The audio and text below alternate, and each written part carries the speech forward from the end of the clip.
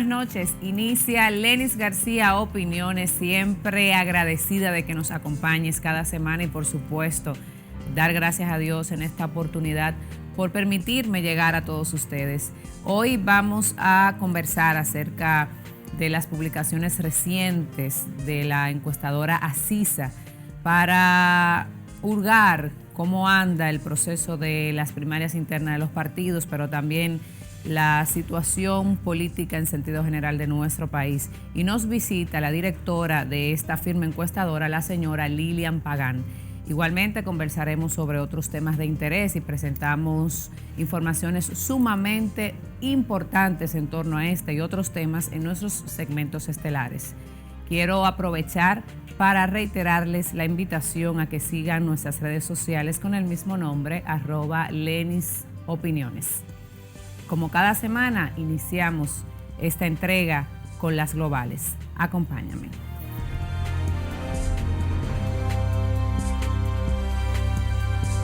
A las globales, un vistazo por las informaciones internacionales más importantes de la última semana. En Sao Paulo, unas 900 personas entre bomberos, policías y militares siguen con los trabajos de combate a los incendios en el estado brasileño de Rondônia, mientras los estados de la región intensifican las labores de fiscalización.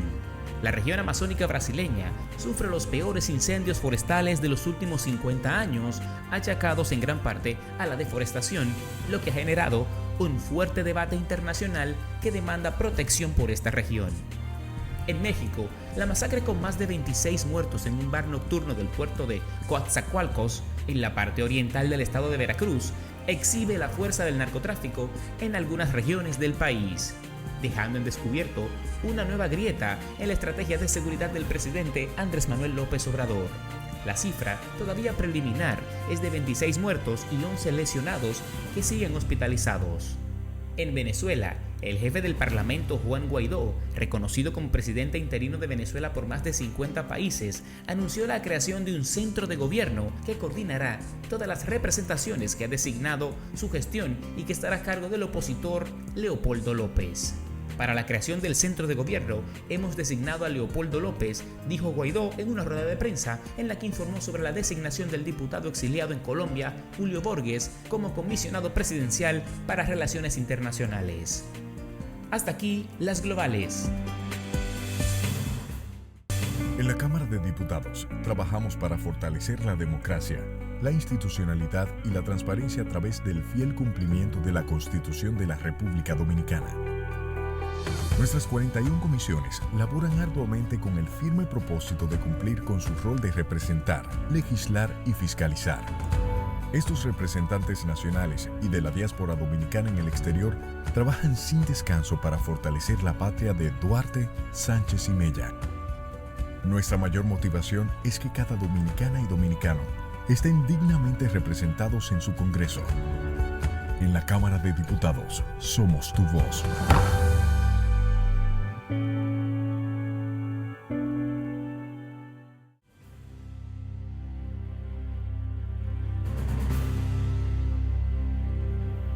La ley de partidos por la que tanto propugnamos ha tenido que ser seriamente enmendada por el Tribunal Constitucional. Parecería que a los legisladores no le dio el tiempo de evaluar, de verificar con sus asesores, incluso que los tiene la Cámara de Diputados, cada uno de los artículos que iban a ser presentados y aprobados para completar esta importante ley que tanto demanda la sociedad dominicana para regular y adecentar los procesos políticos, electorales y el funcionamiento de los partidos políticos en el país. Más de 8 artículos han tenido que ser modificados con una influencia muy importante de cara al próximo proceso electoral. En esta semana, que recién concluye, más de 3 decisiones fueron emanadas por el Tribunal Constitucional. Esto nos da una muestra de que tenemos que poner atención y nos lleva a preguntarnos qué tan eficiente podrá ser esta ley para lograr los objetivos por la cual fue aprobada. ¿Podrá esta ley, con cada una de las deficiencias que tiene aún dentro del contexto de sus articulados regular, adecentar y lograr los propósitos de cara al 2020. Veamos algunos de los artículos que fueron recientemente eliminados por el Tribunal Constitucional. Tenemos acá que el artículo 43 se declaró no conforme por el Tribunal Constitucional sobre la propaganda permitida durante el periodo de campaña. Este artículo limitaba las actividades proselitistas enfocadas exclusivamente a los militantes partidarios, lo que no se corresponde con la naturaleza de las primarias abiertas en el caso específico del Partido de la Liberación Dominicana. Es decir, que en lo adelante, los precandidatos no tendrán que limitar su accionar político y podrán realizar actos a cielo abierto, colocar vallas promocionales y publicitarse en radio y televisión. Otro artículo modificado, otros artículos modificados son el artículo 44, los numerales 4, 6 y 7, que establecían prohibición a toda propaganda política que pueda percibirse de manera negativa y la difusión de mensajes a través de las redes sociales que empañen la imagen de los candidatos. Igualmente, el artículo 49, numeral 13, y esto va a permitir que los partidos pequeños y las coaliciones lleven como candidatos a personas influyentes en sus demarcaciones, independientemente de que nunca hayan participado activamente en política. El TC modificó el texto también del artículo 8 sobre la causa de renuncia automática de afiliación, entre las cuales están el apoyar una candidatura de un partido diferente al que se pertenece. También se modificó una parte de la ley de régimen electoral. Entonces, nos preguntamos si vamos a continuar con un esquema de aprobar la ley posible para entonces después tener que desmontar estas leyes en el Tribunal Constitucional porque sencillamente no cumplen o no respetan nuestra norma constitucional. Ojalá que lo que quede de esta ley permita que tengamos un certamen electoral con la menor cantidad de situaciones negativas y de traumas posibles. ¿Qué queda o qué quedará de aquí al año 2020 o de aquí al próximo 6 de octubre de esta ley de partidos políticos de nuestro país? Qué penoso, pero qué valioso que las altas cortes están haciendo su trabajo y de una u otra forma garantizan los derechos fundamentales de los actores principales en estos procesos y de todos los dominicanos.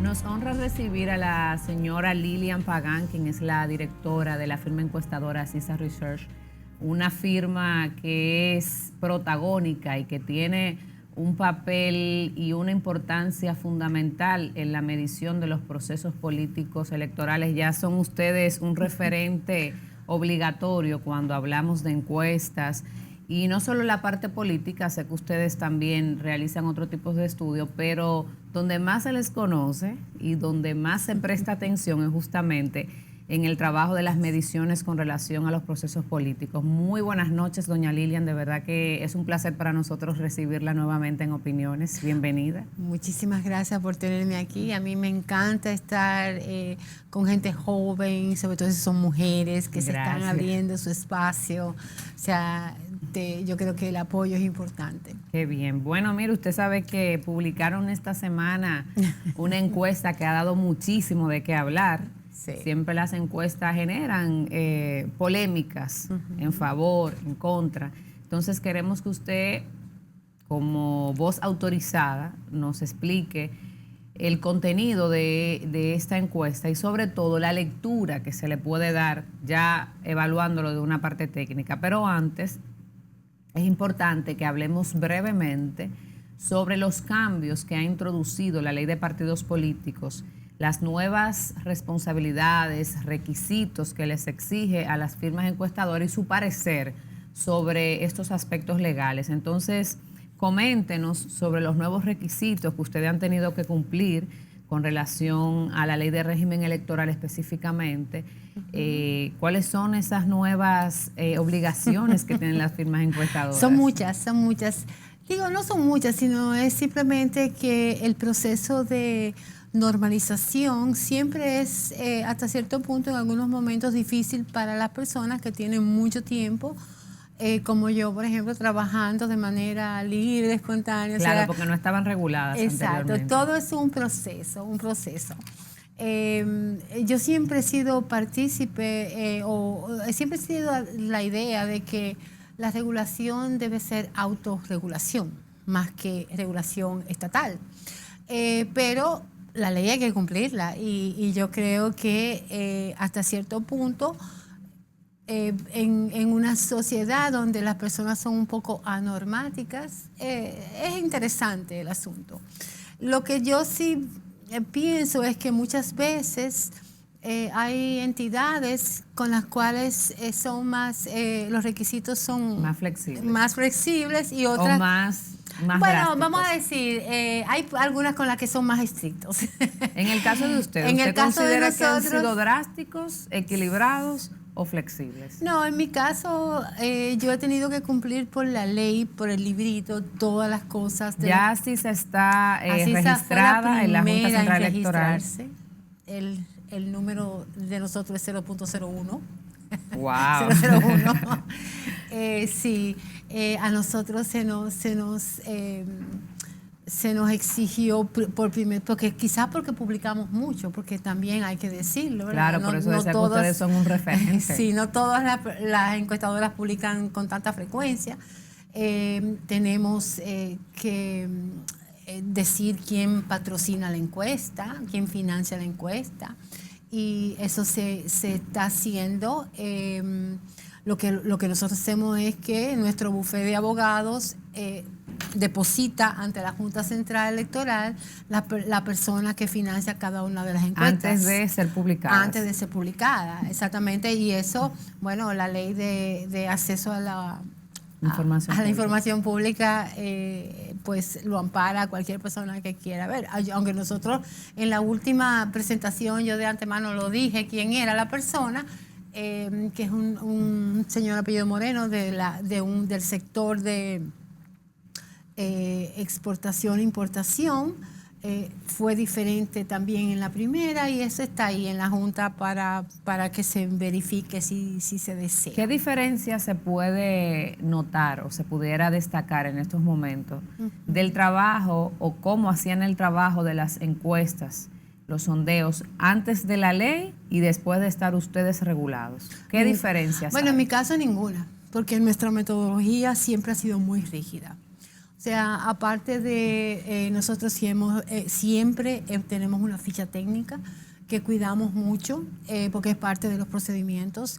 Nivel socioeconómico, reportamos nivel socioeconómico, reportamos edad, género, o sea, hacemos una descripción. Además, detallamos la metodología, como es toda la metodología probabilística hasta un punto, polietápica por el otro, después se lleva a las cuotas y hasta publicamos, y esto si tú lo ves, en una encuesta que publicada desde el 2006 hasta ahora, nuestra ficha técnica está exactamente igual. Ustedes antes no tenían la obligación de publicar la ficha técnica, ahora sí. Ahora se Pero tiene. ustedes lo hacían siempre. Toda la vida lo hemos hecho, al contrario, nosotros hemos sido un referente para las demás firmas de investigación de cómo se debe. Y esto nos vino a nosotros quizás porque iniciamos siendo contraparte de otras empresas internacionales y esas otras empresas internacionales nos daban siempre, nos requerían la metodología que fuera redactada. Entonces nos quedamos con ese hábito de especificar hasta la no respuesta, porque nuestro cuestionario tiene adelante un registro de la no respuesta, que quisiera ver otros que lo tengan. Mire, nosotros sabemos exactamente el número de personas que abren la puerta, el número de personas que cooperan, el número de personas que tiene el que dice que no, el que te dice que sí, el que se para por la mitad, cuántos lo dejaron por la mitad, y la tasa de respuesta al final la tenemos. En este caso estamos reportando una tasa de respuesta de 1.206 entrevistas después de haber tocado 1.984 hogares. Lo que quiere decir que es una tasa de respuesta efectiva alrededor del 61-62%, lo cual es sumamente buena. Claro. En los Estados Unidos es de 35%, si acaso. Y, por ejemplo, en encuestas telefónicas, si tú te fijas, a veces es un 10% o un 5%. Sí, porque muchas veces, y eso me ha pasado, la llamada no te llega en un momento oportuno. Entonces, me imagino que parte de las respuestas negativas tienen mucho que ver con esto. Claro. Y porque lamentablemente antes de la ley, que yo creo, y lo habíamos hablado en otro programa, claro, que era importante la regulación también para desentar un poco este trabajo profesional que incluso a ustedes ya como empresas acreditadas, registradas, le da cierto prestigio y seguridades de garantía con relación al trabajo que hacen y que hacían, porque estaba muy relajado realmente. Bueno, pero como quiera, cualquiera se puede inscribir. Entonces no hay unos requisitos de calidad. Ahí, o sea, los requisitos son puramente metódicos, técnicos, puramente rigor. De razón social, quiénes son, dónde están, localización. Te solicitan el currículum del investigador principal y de los investigadores que trabajan en los proyectos.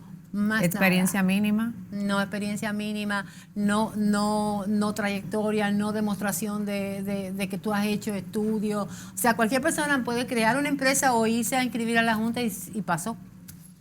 Entonces, sí, es un inicio, porque vamos a decir que es el inicio de esta organización y al fin y al cabo, pero debemos de llegar a un momento donde real efectivamente sea que una empresa acreditada sea una empresa que tenga la capacidad técnica, metodológica, académica y ese tipo de cosas. Claro, que genere la credibilidad y confianza, que es lo que se está buscando con la ley. De hecho, leí un artículo donde una de las motivaciones que dieron lugar a que se incluyera en la ley de régimen electoral un acápite relativo a las encuestadoras, era el hecho de que se creaba percepción, se usaban ciertas encuestas para manipular la percepción de los candidatos y precandidatos. Entonces, mi pregunta es, ¿usted cree que con esta introducción, con esta regulación, esto se podrá evitar, se puede limitar o quedará igual? Eso queda exactamente igual como queda en todos los países del mundo. En los países del mundo las empresas van adquiriendo su prestigio porque las personas van siguiendo la trayectoria. Las encuestas, sobre todo las encuestas políticas, llega el momento de las elecciones y las personas ven, bueno, estas empresas se están equivocando, estas no, y ellas mismas se van eliminando del mercado y entonces hay empresas que son muy fuertes porque tienen una trayectoria y otras no. Por ejemplo, en los Estados Unidos pertenencia a las entidades internacionales como es OMAR, el QRCA. Eso te da también prestigio porque cuando tú te inscribes en una asociación de esa naturaleza, tú tienes que acordar que tú vas a seguir procedimientos específicos. O sea, como y que me imagino que una supervisión estatal con relación a la calidad y la certeza o credibilidad del trabajo que hacen. No. Porque ya eso entonces entra en, bueno, la AMAI de México. La AMAI de México tiene, ellos mismos han generado un comité, y nosotros en ADIMO tenemos un comité de ética, un comité de... Lo que pasa es que estamos en pañales todavía y quizás dentro de 10 o 15 años, pues eso va a ser, pero no es el Estado el que interviene, sino es la misma asociación que crea sus mecanismos y sus organismos. Muy bien. Tengo la duda, doña Lilian, de saber si a ustedes se les está permitido presentar encuestas durante todas las etapas del proceso electoral o si tienen alguna restricción en ciertas etapas, como en la etapa previa a la precampaña, donde no se permite ningún tipo, o no se permitía, porque el Tribunal Constitucional, a través de diferentes decisiones que yo comentaba hace poco, en mi opinión, ha modificado muchos artículos importantes de la ley, que de hecho, de aquí al 20, si continúa continúa con este mismo nivel de decisiones, de respuestas y de trabajo que está haciendo el Tribunal Constitucional, producto de la cantidad de recursos que se han depositado, yo creo que a la ley solo le quedará la firma y la fecha. Y las primarias abiertas. Y las primarias porque habrán pasado, abiertas. porque es que hay muchísimas contradicciones, o más que contradicciones, hay muchos artículos que generan dudas en torno al respeto a la Constitución. Entonces, no tienen limitaciones en cuanto a la etapa en la que sí pueden presentar encuestas. Creo que esto tengo que chequearlo, pero en las elecciones generales, en las presidenciales, no se pueden publicar encuestas. Creo que son 7 días o 10 días. No estoy 10 días antes del proceso. 10 días antes de la elección, del día de la elección. ¿Y las encuestas de boca de urna entonces? Eso no son publicables. Pero se permiten. Ah, sí.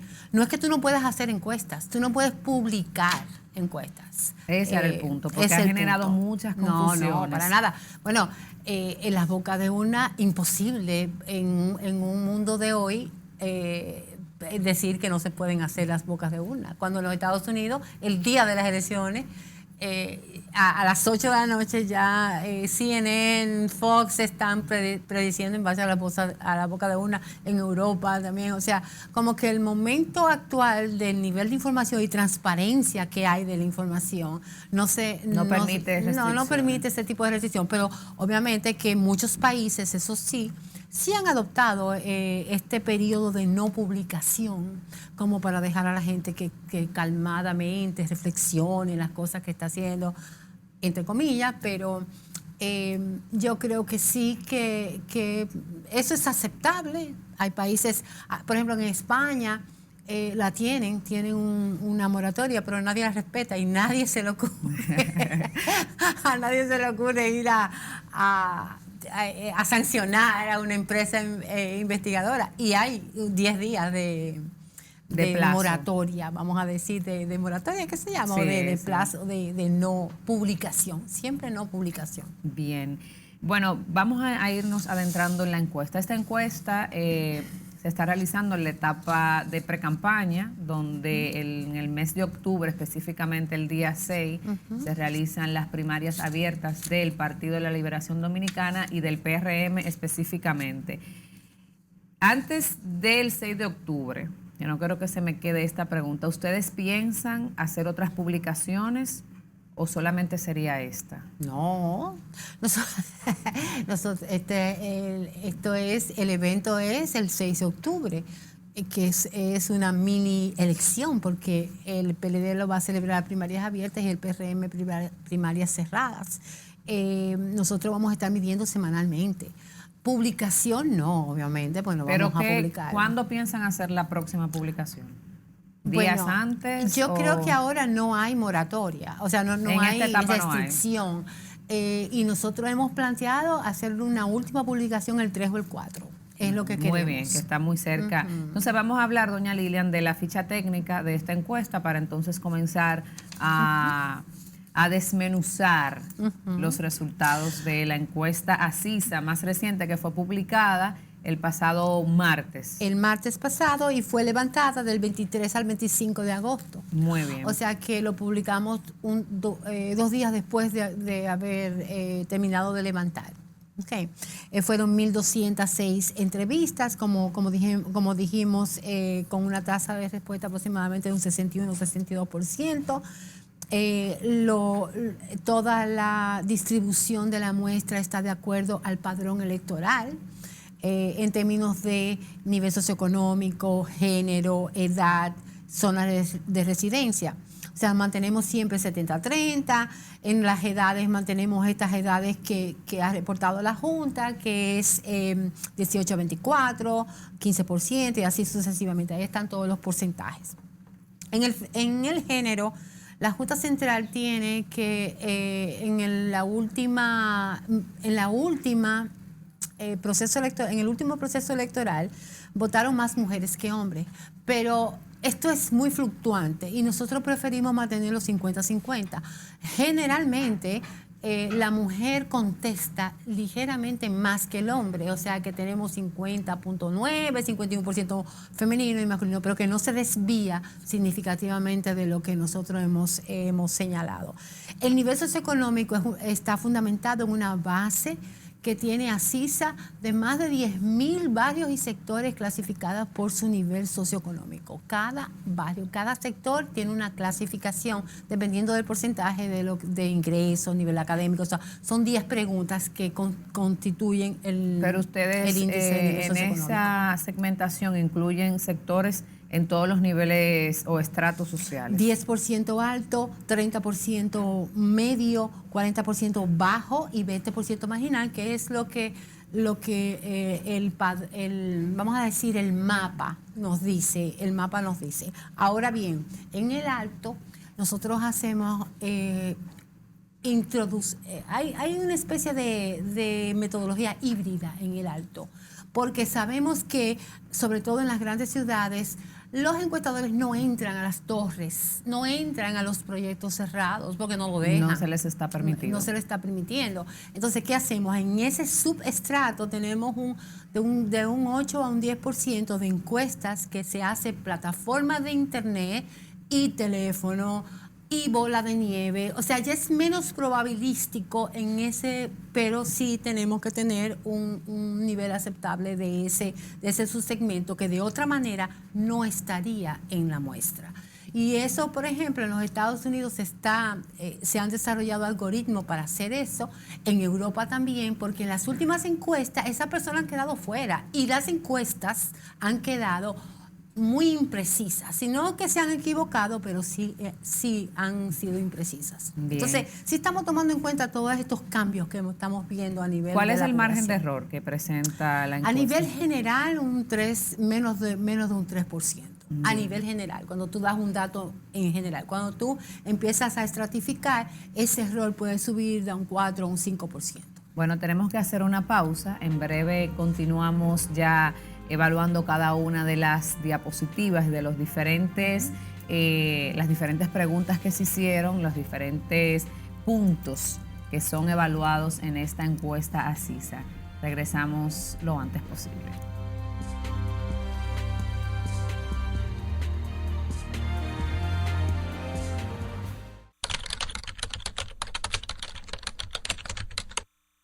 Recordamos que antes que la ectopirosis, que epidemia, nuestros hospitales llenos de pacientes con asma, con la humareda del vertedero, el hecho de que Santiago esté limpio no le da cabida a las ratas ni a las cucarachas. Estamos caminando hacia adelante con el objetivo claro y la vista sin despegarla de un Santiago como todos lo hemos anhelado y como todos lo hemos soñado, y estamos caminando con pasos firmes hacia allá.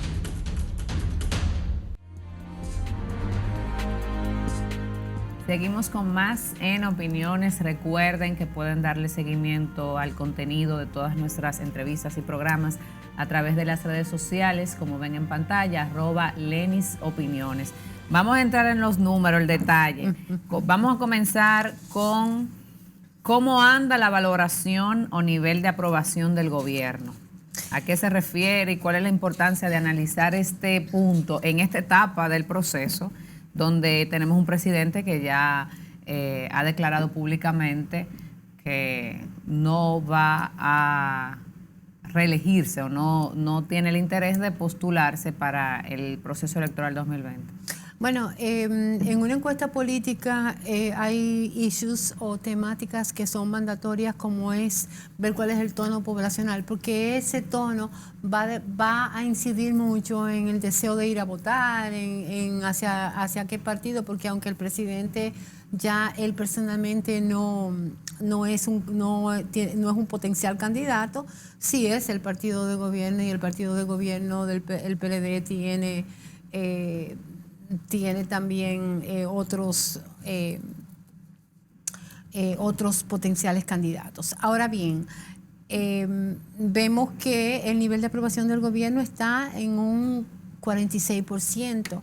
Esto es significativamente mucho mejor que lo que se hizo el día 22, el 22 de julio, que fue nuestra última encuesta, que fue justo el día en que el presidente Medina habló al país y dijo que no iba a buscar, que no iba a modificar la Constitución.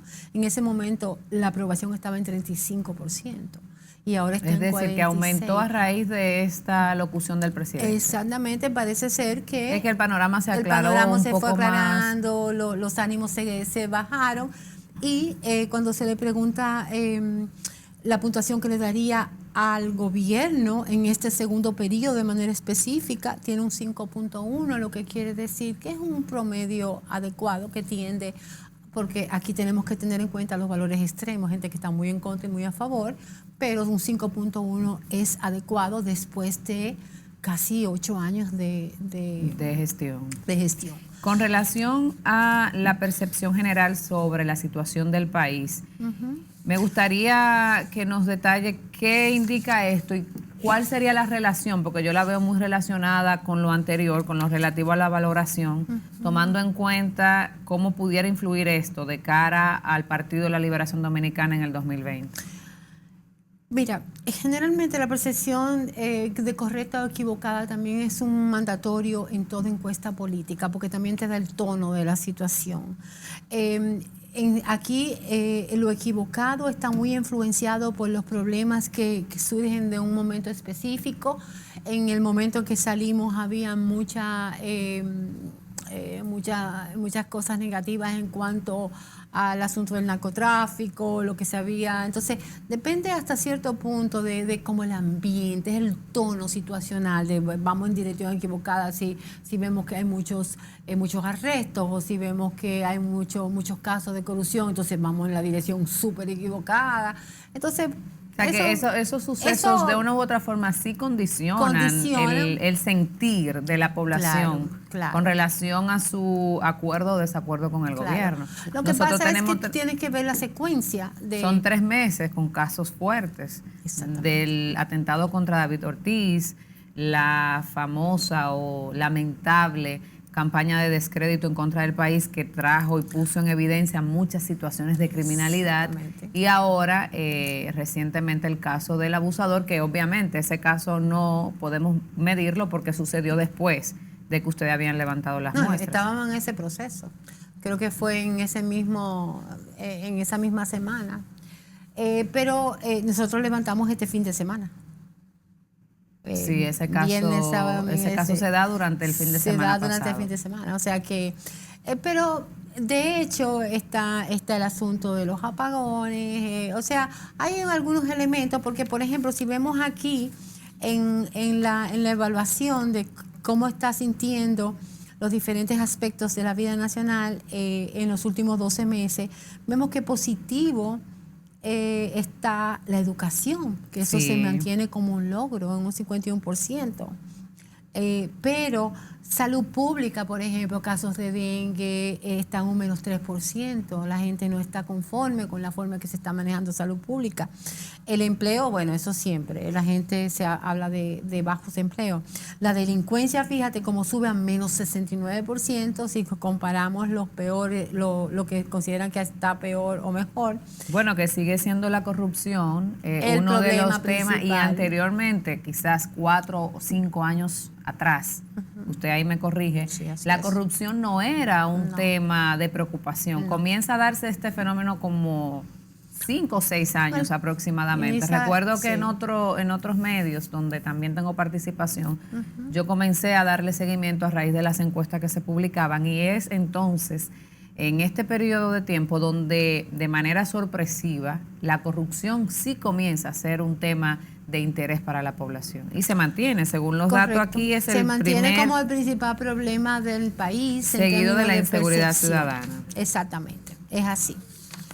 Entonces, estamos en un momento que es un tono situacional un poco deprimido, con muchos casos muy sonoros en la prensa, y por eso entonces se ve ese tono más tendente a lo negativo. Sin embargo, algo que quiero señalar es que cuando se le pregunta cómo ve su futuro, ahí los dominicanos volvemos y retomamos el esperanza. Sí, porque si le decimos esto pensando en el futuro, en los próximos gobiernos, el país en sentido general estará mejor o mucho mejor, el 42% piensa que estará mejor o mucho mejor, y sobre el 23% habla de que vamos a estar peor o mucho peor. O sea que no es un tono que ha influido en una desesperanza aún, sino que es un tono que se siente mal, como que las cosas no van como deben de ser. Es pero más de momento, del presente. Sin embargo, vemos que el PLD como partido se mantiene como el partido de mayor simpatía en el electorado. Con un porcentaje importantísimo, sobre un 50 y tanto %. El PLD se mantiene como simpatía en un 52.9, un 53%. Es el partido con el que más está de acuerdo, y le sigue el PRM con un 36%. Me gustaría evaluar el caso del PRM. ¿El PRM se ha mantenido en su techo o en esta encuesta despega un poco? Despega la simpatía, pero entonces baja en el voto partidista. ¿Qué porcentaje tiene en por el ejemplo, voto? Tenemos que en simpatía, cercanía de sus ideas, está en un 36%. Sin embargo, cuando se le pregunta como partido por cuál partido votaría, baja a 33% el PRM. Ahí se mantiene en el techo, porque nunca ha pasado de un 33-35%. Exacto, ahí se regresa. ¿Y es por qué? Porque todavía la estructura, en los datos en sentido general, se nota un poquito deprimido, tanto el PRM, en relación como íbamos viéndolo, un poco deprimido el PRM y un poco deprimido el candidato.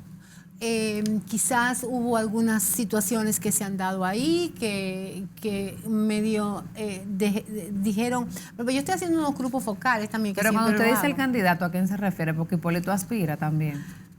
Sin embargo, Hipólito, si vemos, por ejemplo, cuando le preguntamos quién es el principal líder del PRM, Abinader tiene un 62%, se ve como el principal líder del PRM. O sea, mientras que Hipólito lo que tiene es un 27% como liderazgo. Y cuando se le dice por quién votaría, bueno, eso lo podemos ver, pero en términos, Abinader es claramente el líder del partido, claramente tiene la mayor posibilidad de ser el candidato con un 75%, pero ¿qué sucede? Pero David Collado sigue creciendo. David Collado está estancado, la verdad. David Collado tuvo en un inicio como algo de un boom, pero después David Collado en términos de... porque veo que tiene en una de las muestras favorabilidad de liderazgo político, y me llamó la atención, favorable tiene un 42%. De favorable, él es como la vicepresidenta Margarita Cedeño, que se ocupa la favorabilidad siempre, la simpatía siempre está arriba, pero eso no necesariamente se corresponde con una estructura de votación. Entonces, por ejemplo, eso no impacta o no influye en lo que es la intención del voto, para que la gente más o menos entienda. Sí, por ejemplo, en el algoritmo del potencial de voto, tú tienes que tener favorabilidad, que eso es tú como candidato, pero tienes que tener estructura. Entonces, claro, cuando tú combinas estructura con favorabilidad, se da el mayor potencial de ser el electo. En este caso, como tú bien lo ves, David, el que tiene mayor potencial de voto es el líder, es Abinader. El que tiene el que se piensa que va a resultar electo, o sea, el imaginario ganador, lo tiene Abinader con 63.4%, y quien va a ganar como presidente de la República, Luis Abinader, tiene un 32% y David Collado entonces tiene un 0.8%. Entonces tú te fijas que no se puede no se puede analizar un indicador específico, sino que tú tienes que ver el conjunto, favorabilidad del candidato, estructura que lo está soportando, imaginario ganador, porque eso presiona al voto. Este que va a ganar, tenemos que irnos por ahí. Entonces todo eso constituye lo que se llama el índice de potabilidad, vamos a decir, el que es potable para ser electo. ¿Por qué se incluye en esta encuesta? Y hago la pregunta para que las personas que nos ven puedan entender lo que es algo muy importante. ¿Por qué se incluye la figura del presidente Medina en estas mediciones? Nunca se incluye, él surge de manera espontánea. Ya ahora mucho menos, porque en el proceso, donde tú dices estamos en favorabilidad, liderazgo político. Sí, no, favorabilidad siempre se incluye porque todos los líderes políticos todas las figuras preponderantes en la política se incluyen, inclusive el presidente. Independientemente de que no tenga aspiración presentada en ese proceso. Claro, porque son figuras influyentes y tú tienes que ver, si tú tienes una figura influyente que tiene una alta favorabilidad, tú vas a querer estar al lado de esa persona. Eso también, quizás, y me gustaría que sea sincera en la respuesta, porque el voto de un líder X, ¿verdad? En este caso, el presidente Danilo Medina puede arrastrar y condicionar los resultados en función de a quién él le delegue su apoyo. Bueno, nosotros no hemos visto transferencias de liderazgo directas. La persona que tiene, por ejemplo, los presidentes de los Estados Unidos que tienen favorabilidad apoyan y favorecen, te recogen 1 o 2% de los votos y tú estás con una gente pero de tú decir que lo que esa persona diga que va, eso no lo hemos visto apoyado empíricamente. Ya. Porque, por ejemplo, Barack Obama dijera que Hillary era la persona, no necesariamente eso eso no varió los resultados, pero en este caso le hago la pregunta. Pero le aporta, claro que sí. Claro, como aporta. Si evaluamos aquí, el presidente Medina tiene un 55%. Y resulta también importante destacar que Margarita en esta ocasión sale puntera como la figura de mayor favorabilidad en el liderazgo político nacional, no solamente en su partido. Así es. Entonces, si el presidente Medina en la coyuntura actual, que sabemos que hay una disputa por la precandidatura y que incluso el sector que favorece al danilismo o que ha creado esta tendencia está a la espera de unas encuestas para ver quién sería, entonces podemos decir que parte de este 55% pudiera movilizarse en función a lo que decida este grupo dentro del PLD. Ayuda, pero vamos a decir que no es definitivo. No es suficiente, vamos a decir. Ayuda, pero no es suficiente. Porque, por ejemplo, vamos a analizar el asunto del voto de las primarias. Cuando nosotros le preguntamos a las personas si votaría en las primarias internas de los partidos, y muy específicamente le preguntamos por la primaria del Partido de la Liberación Dominicana. Porque son abiertas. Porque son abiertas, sí, porque las otras son cerradas, exactamente. Vemos, por ejemplo, que ¿por quién votaría para que fuera candidato por el PLD a la presidencia? Leonel Fernández en este momento tiene un 69%. En la medición del día 22, Leonel Fernández tenía un 36%. Ok. Entonces, entre la medición del 22 y la medición de ahora, ¿qué pasó? Sale la figura del presidente Medina. Sale la figura del presidente Medina primero y entra otro de los precandidatos que no estaba, que últimamente Gonzalo Castillo, ¿verdad? El rumor es que, porque se ve, ¿cómo es que dice? Radio Gemma, ¿no? El rumor público, la cosa pública dice que Gonzalo Castillo es el candidato que se está apoyando, que el presidente Medina está apoyando. Se presume que es la sangre nueva a la que el presidente se refería. Que se presume que era la sangre nueva a la que se está apoyando. De hecho, yo creo que en la encuesta, no sé si fue en esta o en otra encuesta que fue publicada por otra empresa, habla de eso. Le preguntan a los encuestados a quién ellos entienden que el presidente se refería con sangre nueva de entre todos los precandidatos al margen de Leonel Fernández. Y llamó mucho la atención que de manera mayoritaria la gente votó en esa encuesta o respondió en el entendido de que sangre nueva ellos suponían que era Gonzalo Castillo. Exacto. Entonces sangre nueva se supone que es Gonzalo Castillo y sin embargo la intención de voto en esta medición es un 12%. ¿Por qué no fue el 30% o el 29% que tenía Danilo Medina cuando salió? ¿Por qué no fue directamente a Gonzalo Castillo? Gonzalo Castillo se colocó en primer lugar entre los demás. Sí, le favoreció porque una parte de esas personas está apoyando la sangre nueva, ¿verdad? Esa sangre nueva. Pero vemos que el 70% de las personas que decían que iban a votar por Danilo Medina se movieron hacia el que estaba en primer lugar, que era Leonel Fernández. Que era lo que hablábamos al inicio, de que influye mucho la potabilidad de un líder que está en una medición, porque la gente se mueve a votar por el que va a ganar. Por el que va a ganar. O el que se presume, porque son el que pronósticos. Entiende que va a ganar, exactamente. Bueno, tenemos que hacer una pausa y nos vamos a adentrar en el caso específico de las primarias, que es el proceso que tendremos más próximo, en el 6 de octubre específicamente. Regresamos lo antes posible.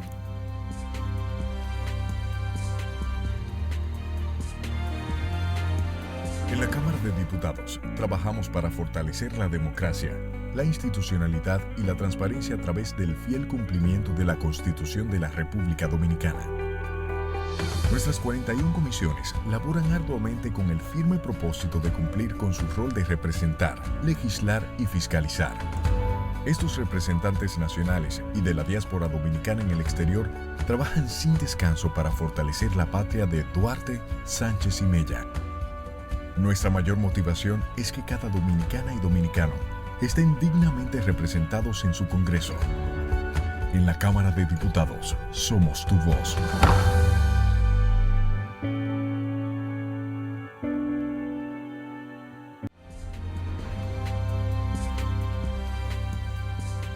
Continuamos desmenuzando esta última publicación de Acisa, justamente con su directora, la señora Lilian Pagán. Vamos a desmenuzar y a ver cómo andan las cosas. Vimos más o menos, lo del PRM está mucho más claro que en el PLD. Entonces vamos a ver ahora la ficha del PLD con todos los precandidatos que hasta la fecha y el pasado 22 de julio, me parece, se inscribieron para buscar ser el candidato a la presidencia de este partido. Entonces aquí puntero está como principal figura el presidente o expresidente Leonel Fernández, seguido, como usted decía antes, de Gonzalo Castillo. Con un 12%. Francisco Domínguez Brito, Andrés Navarro. Me llama mucho la atención el caso de Reinaldo Pared Pérez, que incluso sale por debajo de Marixa. Eso es algo que se ha comentado mucho también. Y me gustaría saber si cabe la posibilidad, según el tipo de ficha técnica, las preguntas realizadas, de que estos resultados tengan vocación de que puedan cambiar de aquí al 6 de octubre. Bueno, primera pregunta. Sí, Reinaldo Pared Pérez es un fenómeno que nosotros también revisamos varias veces, porque Marixa Hernández se fue por encima en esta medición y porque quizás es la única mujer, quizás interpretó que esa era la verdadera sangre nueva, no sé bien por qué. Pero realmente Reinaldo Pared Pérez está muy disminuido en las últimas mediciones que nosotros tenemos. Andrés Navarro está en tercer lugar, Francisco Domínguez Brito, en cuarto lugar, y Francisco Domínguez Brito con un 2%, también disminuyó. Lo que les quiero decir es que todos los candidatos o los precandidatos en el PLD que en la primera medición tenían un 1, un 2, un 3%, han disminuido. Y fíjate qué es lo que ha pasado. Lo que está pasando en el PLD, a mi modo de ver, es que se está produciendo una polarización. Hay un grupo de personas que se están yendo para donde Leonel Fernández y otro grupo de personas que se está yendo, incluso de los mismos precandidatos que componen lo que se llama el segmento que apoya al presidente Danilo Medina, se están yendo para donde Gonzalo Castillo. Entonces, esa es la realidad, por eso que yo cuando estamos hablando del punto 7, punto 3, eso que tienen cero es que tienen 0.2, 0.3. Y entonces si vemos que tiene un 3% de margen de error, ¿esa gente no tiene nada? Tiene un 1, un 2, un 3 personas, 4 personas, 7 personas, ese tipo de cosas. Wow, eso sí. Es el imaginario ganador. No, esa es la intención de voto. La intención de voto. La intención de voto. Y si nos vamos al imaginario ganador, ¿qué impacto tiene esto? O sea, porque aquí los números son distintos. Oh, pero fabuloso. Eso de imaginario ganador es uno de los principales indicadores de hacia dónde que se va a ir el voto. ¿Por qué? Porque lo que tú le preguntas es, ¿quién considera usted que resultará ganador en las primarias en esas elecciones? Y el ganador, de la presidencia es 61.3. Eso es lo que te está diciendo, que Leonel Fernández se piensa que al fin y al cabo él va a ser el ganador. Y eso conlleva que de manera simbólica le están dando el poder a él de poder representar al PLD. Y de ahí entonces, ¿por qué Leonel Fernández en la primaria hace así y cuando Danilo Medina sale, agarra casi el 70% o asume casi el 70% de las personas que lo estaban siguiendo? Hay una encuesta que salió publicada justamente al día después de que ustedes publicaran, que es del Centro Económico del Cibao. Vamos a ver que nos la presenten en pantalla. Y en esta encuesta los resultados son muy distintos al de ustedes. Entonces la pregunta va en la dirección siguiente. ¿A qué puede obedecer que una firma encuestadora, entre una firma encuestadora y otra, se dé una diferencia tan importante como esta? Si leemos aquí, dice que, por ejemplo, Gonzalo tendría un 26.4% y un 31.3% tendría el presidente Leonel Fernández. Y la pregunta es, si usted decidiese votar en las primarias del PLD, ¿por quién votaría? Sí, bueno, es la misma pregunta. ¿Por quién votaría usted para que fuera candidato por el PLD a la presidencia de la República? Es exactamente la misma pregunta. Lo que puede variar son ahí varias cosas. Primera cosa que puede variar es la muestra y la metodología. Eso tendríamos que analizar, porque dos muestras son comparables siempre y cuando tú puedas comparar sus métodos. Tendríamos que ver la distribución de frecuencia de ellos, quiénes son, qué porcentaje entrevistaron en cada una. Y me imagino que sí, que la ficha técnica de ellos la tiene. Y en tercer lugar, después, tendríamos que ver cómo ellos abordaron la información. Porque nosotros decimos aquí claramente que se consideran solo las personas que dijeron que iban a votar en las primarias del PLD.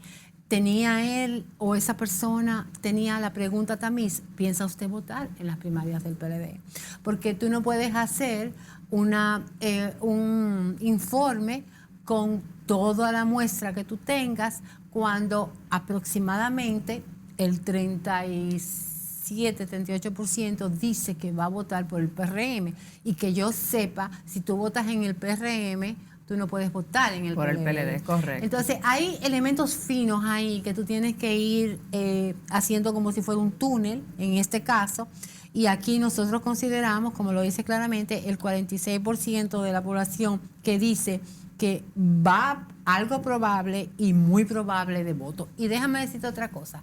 En ningún país del mundo, a no ser que se dé aquí un fenómeno extraordinario, en ningún país del mundo las primarias llevan a más de un 26 o un 30% de la gente a votar.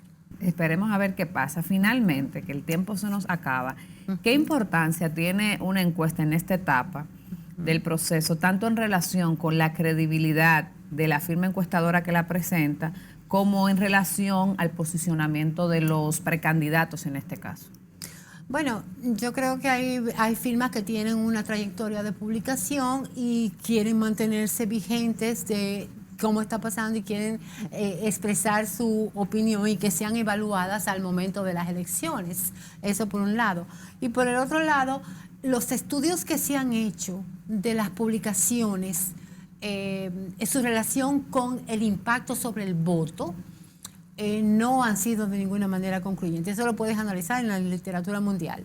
O sea, muchas personas cuando ven algo que va totalmente en contra de lo que está pasando, lo que hace que tiene un efecto contrario. Tú estás diciendo eso, pero eso no es cierto. O sea, al fin y al cabo tenemos que volver a lo base. Una medición es una medición de lo que la gente piensa. Y si tú le reportas... Y de lo que piensa en ese momento, y de lo que eso puede variar. En ese momento, cuando tú haces una sola medición, pero cuando tú haces 5 mediciones ya no es en ese momento, ya es una trayectoria. Claro. Pero lo que yo te estoy diciendo es que lo único que uno trata es de medir de la mejor manera posible, de la manera más objetiva posible, la opinión pública en ese momento. ¿Estas mediciones siempre se hacen por encargo o ustedes de manera voluntaria? ¿Quién la pagó esta encuesta? Esta lo pagó este señor que te dije, que es es un empresario del sector de importación-exportación. Sus datos están en la Junta Central Electoral y pueden ser obtenidos.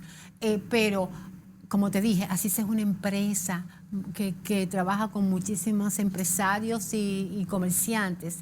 Y hay un grupo de gente que está loco porque nosotros hagamos una encuesta para entonces ellos ir a decir, mira, yo tengo información porque mira lo que está pasando. Claro. Y mira, tenemos que hacer tal cosa. O sea, eso es parte de la dinámica de este país. Los empresarios se interesan en conocer, los empresarios, las instituciones, las asociaciones, las embajadas. Hay mucha gente que quiere saber y que quiere tener la información, porque información hasta cierto punto te da cierto nivel de poder. Definitivamente. Muchísimas gracias, doña Lilian, siempre oportuna y muy interesante la forma en que explica, y sobre todo de manera responsable que ustedes salen, admiro esa parte de ustedes, a explicar los resultados de sus estudios, cómo lo hacen, y darle con eso mayor confianza y credibilidad a la población que ha creído en ustedes durante muchísimos años. Gracias por sintonizarnos y acompañarnos cada semana. Recuerden que aquí la opinión es de todos. Muchísimas gracias y hasta la semana próxima.